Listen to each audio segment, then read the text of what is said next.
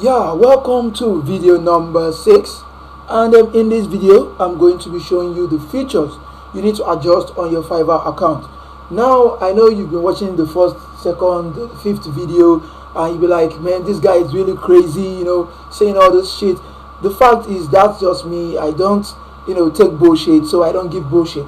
So now the features you need to adjust on your Fiverr account. If you have a Fiverr account that has not been making money, it has existed on Fiverr for like 2-3 months and you've not been making any money, probably you make just one sale or something, then I will tell you directly right now that you definitely have to send a message to Fiverr support. It is called support@fiverr.com, and tell them to please delete that unreasonable, unfortunate account. Why? Because I'm going to be showing you some things right in this video that's going to be telling you what you've been doing wrong, why you've been doing it wrong, and forget about all those bullshit stuff you got from those bullshit gurus that you've got.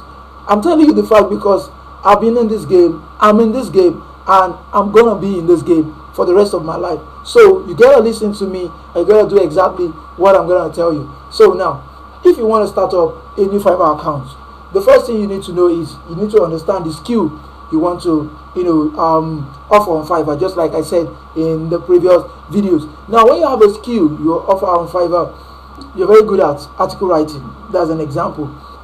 There are 3 things you can use in creating your username. The first most important is the brand. If you are creating a brand, you want to create an idea that you have a brand, you have a business, a standard business. You use something that really makes a lot of meaning. Maybe Excel brand, maybe something concept, maybe something design. If you are doing graphic design or something, you use something that makes a lot of sense, something that sounds professional. If you are using a personal name, use a reasonable personal name. Don't mix a personal name with a service.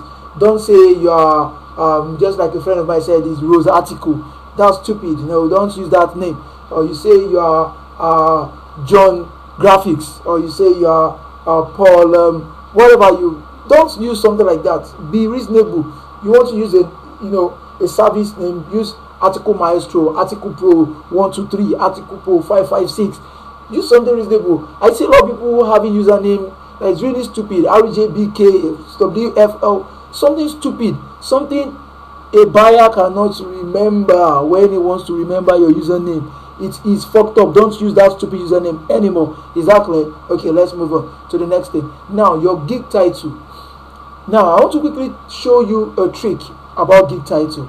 I'm going to be showing you that trick from my account. Although I'm not supposed to do that right now in this crash course, because at the end of the day, a lot of people will start going to that account to copy and paste things. So I think I'm not going to do that. Because if I do that, I know a lot of people will go there and copy and paste things. And I've not finished the main course. So I'm not going to do that. So what I'm going to quickly show you is just that. You need to learn how to make use of your gig title. Now, your gig title must have your keywords in it. If you are offering article writing now, your gig title should be something like, I will give you maybe 500 words article writing service for $5, something like that.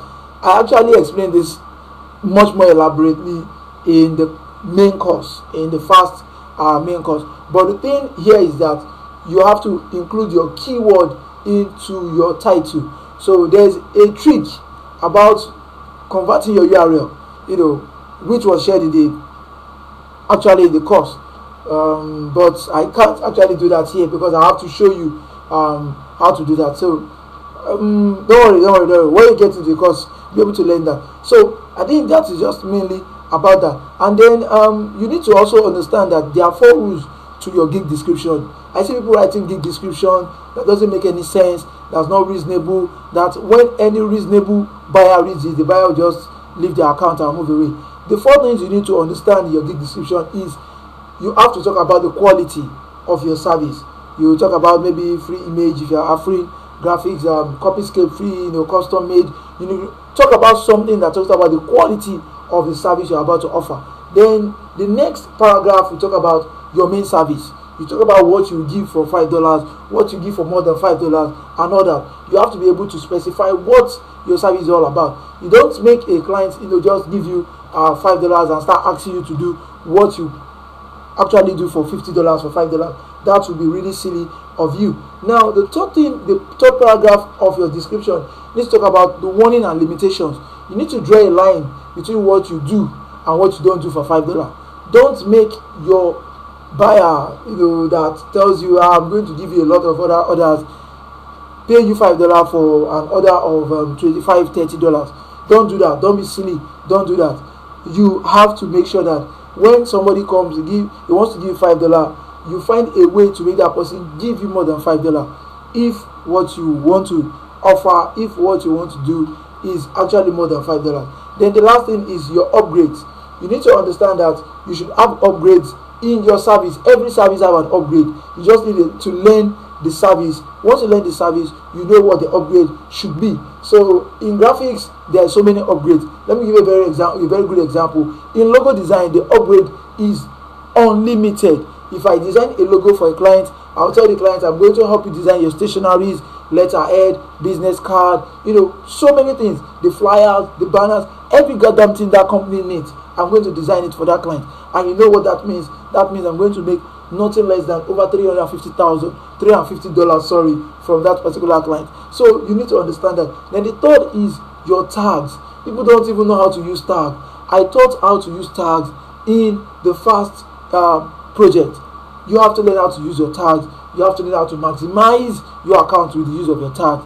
And that is one of the most important things that you need to consider when you are thinking of starting a business on Fiverr. So I think this is all for this video, and I'll be seeing you in video number 7, and where I'll be talking about traffic, how to do some things about your traffic, what to do about your traffic, and the things you actually need to put in place when you want to drive traffic to your Fiverr account. Thank you very much for having access to this course once again. My name is Arewa Lanre, and I'm so happy, I'm so glad I've been able to have the time to create this crash course for you. And I hope you are getting to learn one or two things, and you are ready to make amendments, to make corrections, and to improve your Fiverr account. Thank you, and I'll see you in the next video. Bye.